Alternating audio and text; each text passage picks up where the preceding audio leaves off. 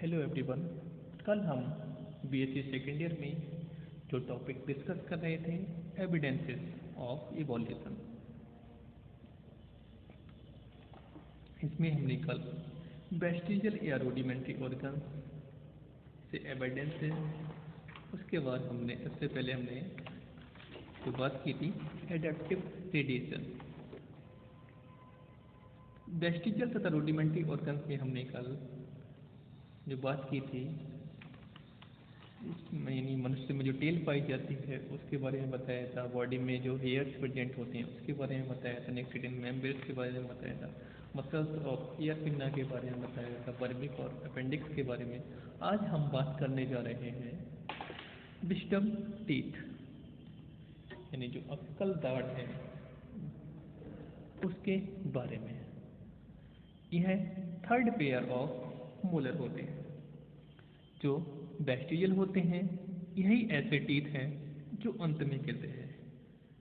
मनुष्य के अलावा वेस्टिजियल ऑर्गन्स कई एनिमल्स में भी दिखाई देते हैं, जैसे व्हेल्स तथा पाइथन में हाइंड लिम्स के अवशेष, यानी जो व्हेल मछली है और पाइथन है उसमें जो उनका फर्स्ट पार्ट होता है जिसको कि हाइंड लिम्स बोलते हैं,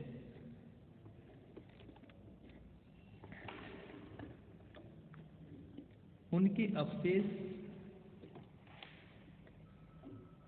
तथा पेल्विक गर्टिल के अवशेष उनके एब्डोमेन की मसल्स में धंसे होते हैं।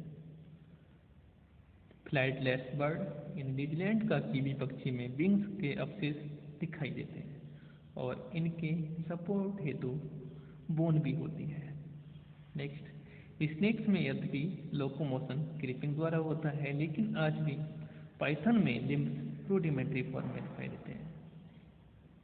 जो एनिमल्स केव में रहते हैं उन्हें डार्कनेस के कारण आंखों की आवश्यकता नहीं होती, लेकिन फिर भी उनमें रूडिमेंट्री आइज पाई जाती हैं। इस प्रकार के वेस्टिजियल ऑर्गन्स प्लांट्स में भी दिखाई देते हैं, जैसे काइटिन से कवर्ड स्टोमेटा। कुछ कैरेक्टर्स प्लांट्स में रूडिमेंट्री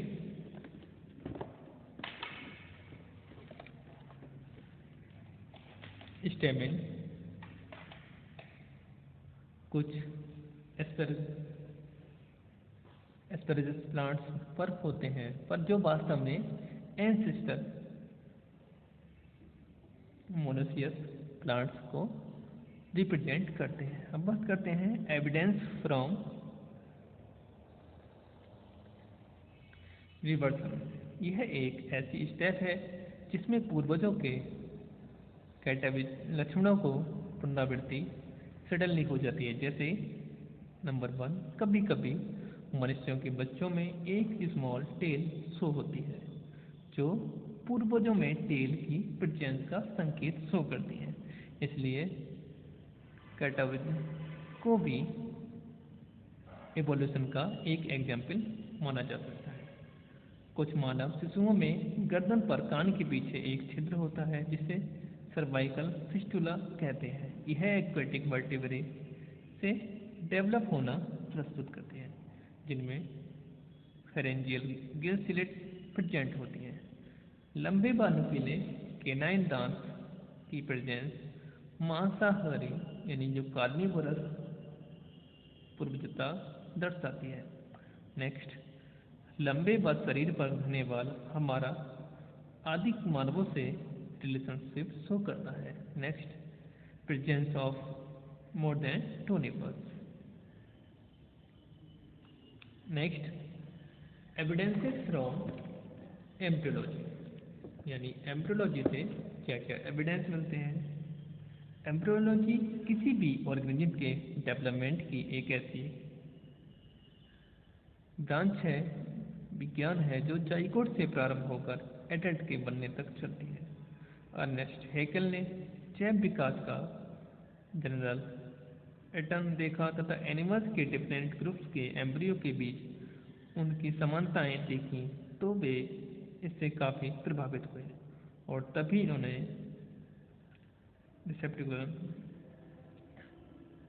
रिसेप्टिकुलेशन हाइपोथेसिस या बायोजेनेटिक्स लॉ ऑफ हैकेल दिया, जिसके अनुसार ऑन्टोलॉजी यानी रिसेप्टिव फाइलोजेनी होता है। इसमें ऑन्टोजेनी शब्द का अर्थ किसी भी प्राणी की लाइफ हिस्ट्री तथा फाइलोजेनी शब्द का अर्थ उस प्राणी की इवोल्यूशनरी हिस्ट्री होता है, अर्थात कोई भी प्राणी अपने जीवन इतिहास में अपने विकास के इतिहास को रिपीट करता है। एम्ब्रियोलॉजी एक ठोस प्रमाण है जिसे कुछ इस प्रकार बताया जा सकता है। Number 1, common pattern of development में सभी मल्टीसेलुलर ऑर्गेनिज्म में डेवलपमेंट का एक सामान्य पैटर्न दिखाई देता है। सभी में विकास का प्रारंभ एक इन्यूसेलुलर फर्टिलाइज्ड एग या जाइगोट से होता है। जाइगोट के लगातार डिवीजन के फलस्वरूप पहले ब्लास्टुला फिर गैस्ट्रुला बनता है। गैस्ट्रुला में outer layer ectoderm, inner layer endoderm कहलाती है। गैस्ट्रुला की कैविटी सेकेंट्रोन कहलाती है। इस प्रकार से जाइगोट इनोसेलुलर एनिमल्स तथा ब्लास्टुला व गैस्ट्रुला यानी मल्टीसेलुलर एनिमल्स की ओरिजिन के विषय में संकेत देते हैं। इससे भी पहले डिप्लोब्लास्टिक फिर ट्रिप्लोब्लास्टिक का संकेत मिलता है। इसके बाद ऑर्गेनरी प्रारंभ होती है। नेक्स्ट, होमोलॉजी इन एम्ब्रियोज। सभी एम्ब्रियोज ऑफ वर्टिब्रेट्स में स्ट्रक्चरल सिमिलरिटी इस सीमा तक होती है कि उनको पहचान पाना भी कठिन हो पाता है। कभी कभी फिशिज के एम्ब्रियो को देखने पर ह्यूमन एम्ब्रियो जैसा दिखाई देता है। सभी एम्ब्रियोज में रेस्पिरेशन के लिए गिल प्रेजेंट होते हैं। उनकी बॉडी का शेप भी एक जैसा दिखता है। समानताएं इतनी ज़्यादा होती हैं कि एक ह्यूमन एम्ब्रियो को चिक या लिजार्ड, फ्रॉग या फिश के एम्ब्रियो से डिफ्रेंशिएट कर पाना कठिन हो पाता है। नेक्स्ट, एम्ब्रियो में समानता इस बात का संकेत है कि डिफरेंट एनिमल्स की ओरिजिन किसी एक कॉमन पूर्वज से हुई होगी। नेक्स्ट, कुछ केसेज में तो एम्ब्रियोलॉजी ही एकमात्र ऐसा प्रमाण है जो रिलेशनशिप कन्फर्म करता है।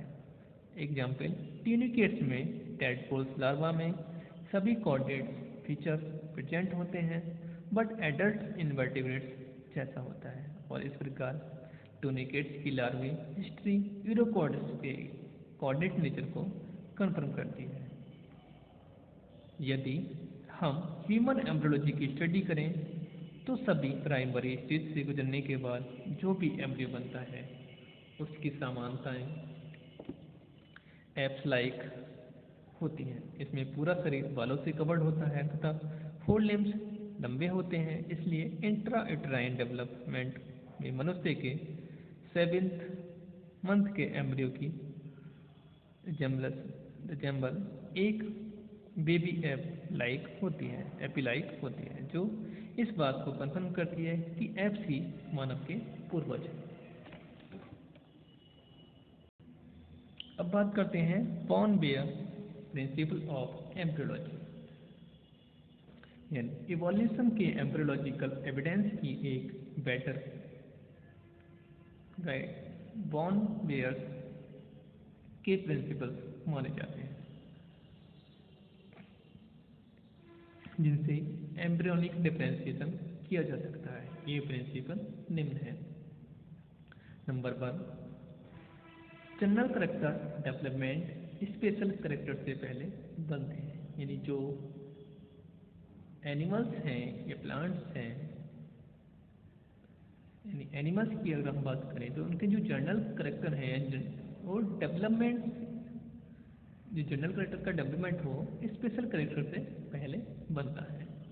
नंबर 2, मोर जनरल से लेस जनरल और फाइनली स्पेशलाइज्ड करेक्टर अपेयर होते हैं, यानी जो मोर जनरल हैं उनसे लेस जनरल बनेंगे, उसके बाद फाइनली स्पेशलाइज्ड करेक्टर उसमें अपेयर होते हैं। नेक्स्ट, एनिमल डेवलपमेंट के दौरान दूसरे एनिमल्स की फॉर्म्स को प्रोग्रेसिवली छोड़ता चलता है। नेक्स्ट, एक एनिमल को की यंग स्टेज डिफरेंट ग्रुप्स के एडल्ट से रिजेंबल नहीं करती, बल्कि उनके एम्ब्रियोज से रिजेंबल करती है। मतलब जो फोर्थ वाला पॉइंट है इनमें बता रहे हैं,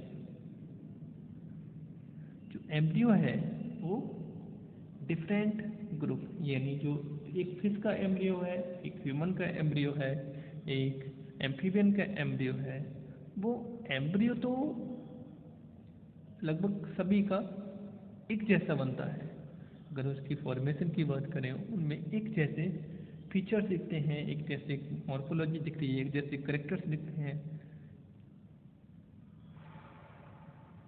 लेकिन जो उनकी एडल्ट फॉर्म है वो एकदम डिफरेंट होती है।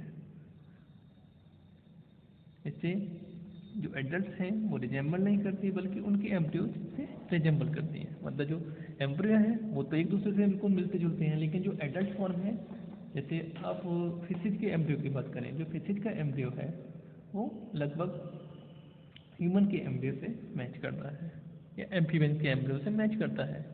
लेकिन जो एम्ब्रियोनिक स्टेज के बाद जब एडल्ट की फॉर्म आती है तो एक एम्फीबियंस अलग फॉर्म में आ जाता है, और जो फिशिज है वो अपने अलग फॉर्म में आ जाते हैं। इसी प्रकार से एम्फीबियंस अलग फॉर्म में, ह्यूमन्स अलग फॉर्म में आ जाता है।